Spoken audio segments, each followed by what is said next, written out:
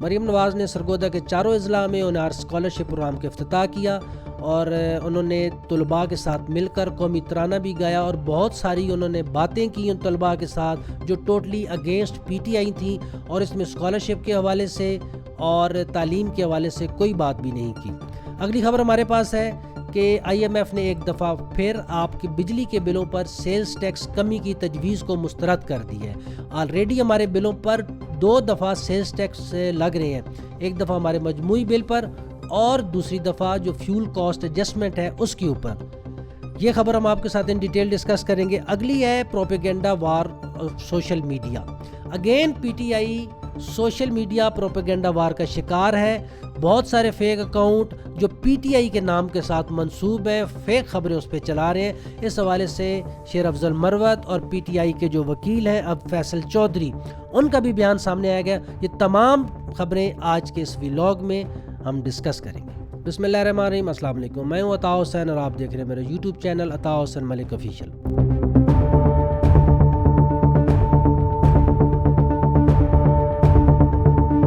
ناظرین، سب سے پہلی خبر جو ہم آج اس ویلاگ میں شامل کر رہے ہیں وہ یہ کہ مریم نواز نے سرگودا کے چاروں اضلاع میں اونار اسکالرشپ پروگرام کا افتتاح کر دیا۔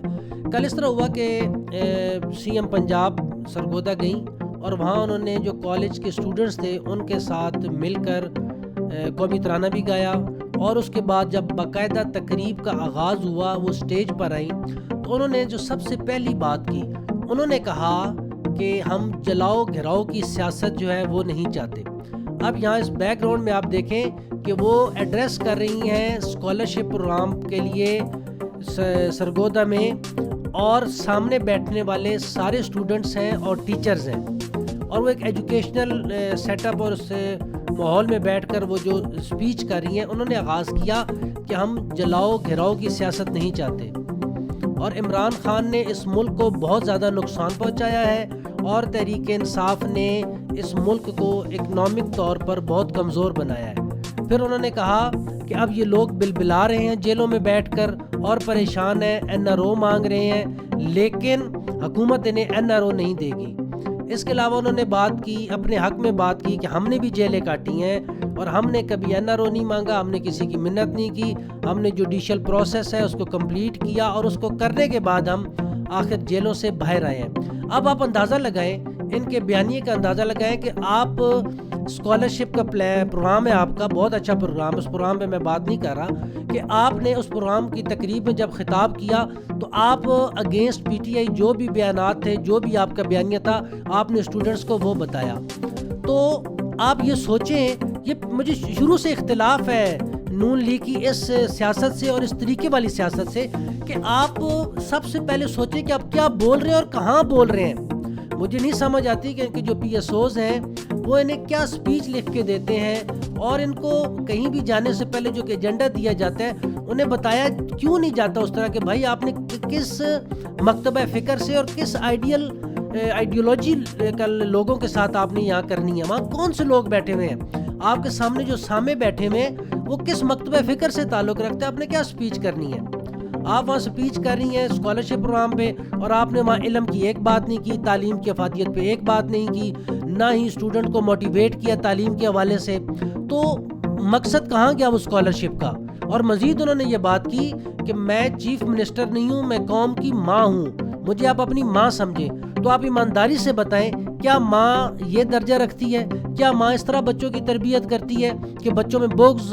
ٹھیک ہے، آپ کا ایک سیاسی اختلاف ہے، آپ اس کو کریں، اپنے سیاسی پلیٹ فارم پہ کریں، کہیں بھی آپ کی جو پولیٹیکل میٹنگز ہو رہی ہیں، آپ کی پارٹی کی میٹنگ ہو رہی ہیں، آپ وہاں جا کے بات کریں کہ یہ آپ کا حق ہے، لیکن ایک اسٹوڈنٹس کے درمیان بیٹھ کر آپ وہاں اگینسٹ پی ٹی آئی بیانیہ چلا رہی ہیں۔ تو یہ بیسیکلی آج کل کا جو دور ہے، یا آج کل کا نوجوان ہے، وہ بہت پڑھا لکھا ہے، وہ آپ کی ہر باتوں کو بہت غور سے سنتا ہے اور وہ سمجھ جاتا ہے کہ آپ کے اندر بغض ہے، آپ کے اندر تعصب ہے۔ جو کام آپ کر رہے ہیں، یہ جو اچھے کام آپ کر رہے ہیں، یہ بھی ان کی کارکردگی صفر ہو جاتی ہے۔ اس لیے صفر ہو جاتی ہے کہ آپ اپنے مقصد سے ہٹ جاتے ہیں، آپ وہ مقصد بھول جاتے ہیں۔ یہاں آپ کو چاہیے تھا کہ آپ ایجوکیشنل ایک ماحول بنا ہوا تھا, اسٹوڈنٹس بیٹھے ہوئے تھے, اس کی موٹیویشن پہ بات کرتی, اپنی مطلب جو پنجاب حکومت کی کارکردگی ہے تعلیم کے حوالے سے, اس حوالے سے آپ بات کرتی تو وہ ایک بات سمجھ آتی تھی. لیکن آپ نے اس پہ کوئی بات نہیں کی. آپ نے پھر اگینسٹ پی ٹی آئی بیانیہ رکھا, اسٹوڈنٹس کو آپ نے یہی بتایا کہ پی ٹی آئی نے یہ کیا, پی ٹی آئی نے وہ کیا. بھائی اگر پی ٹی آئی نے جو کچھ کیا, کیا یہ بات یہاں کرنا بنتی تھی؟ کیا وہ مناسب ماحول تھا کہ جہاں آپ یہ بات کر رہی ہیں؟ وہاں ایک تعلیمی اسناد, تعلیمی سرٹیفکیٹس اور اسکالرشپ کی تقریب تھی. آپ نے وہاں چیکس دیے لوگوں کو. اچھا, آپ نے اسکالرشپ کی جو بھی آپ کی پلان تھا وہ آپ کو بتانا چاہیے تھا, آپ کو اسٹوڈنٹس کو موٹیویٹ کرنا چاہیے تھا, لیکن وہاں بھی آپ نے وہی بیانیہ رکھا. اس کا مطلب ہے کہ آپ لوگ کچھ بھی نہیں کر رہے, آپ جو کچھ کر رہے ہیں وہ صرف دکھاوے کے لیے کر رہے ہیں. آپ ایکچوئل معنوں میں ایک پراپر جسے کہتے ہیں کہ کمپین چلا رہے ہیں اگینسٹ پی ٹی آئی, اور یہ سامنے آپ نے کچھ اور چیزیں رکھی ہوئی ہیں. بیک اینڈ پہ آپ کا جو فوکس ہے وہ سٹل ابھی تک ادھر ہی ہے. آپ جو بھی کر رہے ہیں جسٹ ایک دکھاوا ہے. مجھے تو یہ سمجھ آئی ہے. اگلی سب سے اہم خبر جو ہے کہ غلام قوم کے غلام لیڈر دوبارہ آئی ایم ایف کے پاس منتیں کرنے پہنچ گئے کہ ہمیں بجلی کے بلوں کے اوپر جو سیلز ٹیکس ہے اس میں کمی کی جائے. اس حوالے سے آپ کی کیا رائے ہے؟ آئی ایم ایف نے بہت سختی سے منع کر دیا ہے کہ آپ نے بجلی کے بلوں پر عائد سیلز ٹیکس بالکل ختم نہیں کرنا, کیونکہ آپ کا یہ جو قرض پروگرام ہے جس کے تحت آپ قرض لیتے ہیں, اگر آپ یہ سیلز ٹیکس ختم کر دیں گے تو آپ وہ اہداف پورے نہیں کر پائیں گے, جس وجہ سے آپ کے لیے مزید مشکلات بڑھیں گی اور دوبارہ آپ کو قرض بھی نہیں دیا جائے گا. حکومت کی بڑی کوشش ہے کہ بجلی کے بلوں پہ عائد جو سیلز ٹیکس ہے وہ ختم ہو. اب 2024 میں آلریڈی 2 دفعہ حکومت نے آئی ایم ایف سے اپروچ کیا اس حوالے سے, لیکن اس پہ کیا ہوا کہ آئی ایم ایف نے دوبارہ سے مسترد کر دی, کیونکہ حکومت پنجاب میں 14 روپے فی یونٹ کے حساب سے سبسڈی دے رہی تھی بجلی کے بلوں پر, جسے آئی ایم ایف نے مکمل طور پہ مسترد کیا اور اسے وہ سبسڈی بالآخر ختم کرنا پڑی. اس کے بعد یہ جو بجلی کے بلوں پر 18% جی ایس ٹی ہے, اور آپ کو پتہ ہے کہ یہ 18% جی ایس ٹی بھی 2 دفعہ بل کے اوپر لگا ہوا ہے. ایک دفعہ آپ کے مجموعی بل پہ لگا ہوا ہے اور دوسری دفعہ جو ہے نا فیول کاسٹ ایڈجسٹمنٹ اس پہ سیپریٹلی لگا ہوا ہے. اب یہ دیکھیں بجلی کا بل ہے وہ ایک ہے, اب اصولی طور پہ تو مجموعی ایڈجسٹمنٹ ہے جو وہاں ہونا چاہیے, ٹوٹل آپ کا بل ہے وہاں آپ کا 18% جی ایس ٹی لگا ہونا چاہیے, لیکن انہوں نے 2 ٹائمز لگایا. 1 ٹائم آپ کی جو فیول کاسٹ ایڈجسٹمنٹ ہے اس کے اوپر سیپریٹ لگا ہوا ہے, اور اس کو ملا کر جو ٹوٹل بل بنتا ہے اس ٹوٹل بل پہ دوبارہ آپ کا جی ایس ٹی لگا ہوا ہے. اب آپ کیا کر رہے ہیں کہ ایک قسم کا 36% آپ جی ایس ٹی دے رہے ہیں. تو یہ اس حوالے سے آئی ایم ایف نے بالکل مسترد کر دیا ہے کہ آپ اس کو نہ کریں, اور ہم ابھی تک محتاج ہیں آئی ایم ایف کے کہ ہم وہ ہمیں اجازت دیں گے ہمارے جو بجٹ میں, تو تب ہم جا کر اس کو کم کریں گے, ادروائز ہم نہیں کر سکتے, کیونکہ آگے 2025 کا بجٹ بھی ہے. 2025 کے بجٹ میں ٹوٹلی جو آئی ایم ایف کی شرائط ہیں وہ مانی جاتی ہیں, کہیں بھی کسی بھی بجٹ میں وہی ہوتی ہیں. اب آپ دیکھیں کہ آئی ایم ایف کی کیا ریسٹرکشنز کیا ہیں کہ آپ نے غریب عوام کے لیے جتنے بھی پروگرام ہیں, چاہے وہ بجلی کے بلوں میں تخفیف ہو, چاہے وہ پیٹرول کی قیمتوں میں کمی ہو, چاہے سرکاری ملازمین کی تنخواہیں ہوں, اس پہ آئی ایم ایف کا جو سٹانس ہے وہ بالکل کرسٹل اینڈ کلیئر ہے کہ آپ نے کم نہیں کرنی, آپ نے تنخواہیں نہیں بڑھانی, آپ نے جو پیٹرول کی پرائزز ہے وہ کم نہیں کرنی, کیونکہ اس میں آپ جو قرض پروگرام کے تحت آپ پورا نہیں کر پائیں گے, اور آپ کی جو نیکسٹ آنے والی ایک ساتھ آئی ایم ایف کی وہ آپ تک نہیں پہنچیں گی. اس کے برعکس اگر آپ دیکھیں تو وزراء کی تنخواہوں میں, ان کی عیاشیوں میں, ان کے فری بجلی کے بلوں میں, ان کے فری پیٹرول میں آئی ایم ایف کی کوئی ریسٹرکشن نہیں ہے. اس پر آئی ایم ایف کوئی نہیں بات کرتی, اور even then I M F کے نمائندوں نے یہ کہا بھی ہے کہ یہ جو سرکار وزراء کی تنخواہیں بڑھی ہیں یہ حکومت کا اندرونی معاملہ ہے, اس پر ہم بات نہیں کرتے.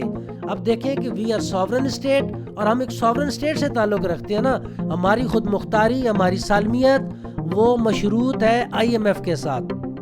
تو پھر ہم آپ سوورن کا جو کانسیپٹ ہے وہ ہٹا دیں، ٹھیک ہے، آپ کہیں مان لیتے ہیں، ہم مانا بھی ہوا ہے ہم نے تو کہ ہم غلام قوم ہیں اور ہم اسی طرح رہیں گے. اور یہ وزیر اعظم شہباز شریف نے ایک بات اچھی کی کہ ہم ابھی فی الحال اپنی شرطیں منوا رہے ہیں، لیکن آنے والے وقت میں ہم آئی ایم ایف سے چھٹکارا پا لیں گے. تو بہت اچھی بات ہے، اللہ کرے کہ ہم آئی ایم ایف سے چھٹکارا پا لیں، اور انشاءاللہ امید بھی رکھنی چاہیے. اور اس کے لیے میں ایک اور بات کروں گا کہ یہ صرف ایک وزیر اعظم یا کابینہ کی یا ہمارے جو اعلیٰ عہدیداران ان کی ذمہ داری نہیں ہے، یہ پوری قوم کی ذمہ داری ہے. پوری قوم مل کر اتنی محنت کرے کہ ہم اس پاکستان کو ترقی کے ان منازل تک لے جائیں کہ ہمیں آئی ایم ایف سے چھٹکارا مل جائے. اگلی خبر ہم شامل کریں گے جی سوشل میڈیا وار کے حوالے سے. وہی بات ہوگی جس کا پہلے میں اپنے ویلاگ میں ذکر کر چکا ہوں کہ یہ پروپیگنڈا وار ہے. اب بہت ساری چیزیں جو ہے نا وہ پی ٹی آئی کے ساتھ منسوب کر دی جاتی ہیں. اب ریسنٹلی عمران خان نے کہا ہے کہ جو عرب ممالک کے خلاف سوشل میڈیا کی وار ہے، جو بیانات بازی ہے، وہ میں نے نہیں کی اور نہ ہی پی ٹی آئی کے کسی عہدیدار نے کی ہے، کیونکہ ہمارا اس سے کوئی تعلق نہیں ہے. اس کے علاوہ انہوں نے کہا کہ سوشل میڈیا میں یہ جو ایشو چل رہا ہے 9 مئی کا اور 26 نومبر کا، اس حوالے سے جو ان اکاؤنٹس پہ جو مواد نشر کیا گیا ہے اس کا بھی تعلق پی ٹی آئی سے نہیں ہے. ایون دین کل اڈیالہ جیل کے باہر پی ٹی آئی کے جو وکیل ہیں فیصل چودھری، انہوں نے بھی یہ بات کی ہے، اور انہوں نے یہ بات کی ہے کہ یہ جتنے بھی سوشل میڈیا اکاؤنٹ ہیں یہ باہر بیٹھے ہوئے لوگ چلا رہے ہیں. وہ کوئی پتہ نہیں کون ہے، وہ مطلب ہے کہ کسی اور پارٹی سے بھی ہو سکتے ہیں، بیرونی قوتیں بھی اس میں انوالو ہو سکتی ہیں، ان کا تعلق پی ٹی آئی سے نہیں ہے. اور شیر افضل مروت نے بھی یہ بات کی ہے کہ پی ٹی آئی کا امیج خراب کرنے میں سوشل میڈیا کا بہت اہم رول ہے. سوشل میڈیا پر جو پروپیگنڈا وار چلی ہے، جس وجہ سے بڑے سارے فیک اکاؤنٹس جو ہیں جن کا پی ٹی آئی سے کوئی تعلق نہیں ہے، پی ٹی آئی کا نام لے کر غلط خبریں جو ہیں وہ اس پہ نشر کی جاتی ہیں. تو کہتے ہیں کہ اس حوالے سے اس کی پی ٹی آئی کے ساکھ کو بہت زیادہ نقصان پہنچا ہے. تو انہوں نے اب کافی زیادہ چیک اینڈ بیلنس بھی کر لیا پی ٹی آئی نے کہ ان کا اپنا ایک سوشل میڈیا اکاؤنٹ سے جو خبر اس سے آئے گی وہ حتمی تصور کی جائے گی، ادروائز کہیں سے بھی کوئی بھی خبر ہوگی وہ غیر حتمی تصور ہوگی، کیونکہ یہ انہوں نے بتا دیا کلیئر کہ یہ اکاؤنٹ جو ہے یہ باہر بیٹھ کر کسی اور لوگوں کے ہاتھوں میں ہے، یہ وہ لوگ چلا رہے ہیں. تو آج تک کی اپڈیٹس کے لیے اتنا ہی. مزید اپڈیٹس کے لیے ہمارے چینل کو لازمی لائک اور سبسکرائب کریں اور ہماری ویڈیو دیکھتے رہیں. Thank you.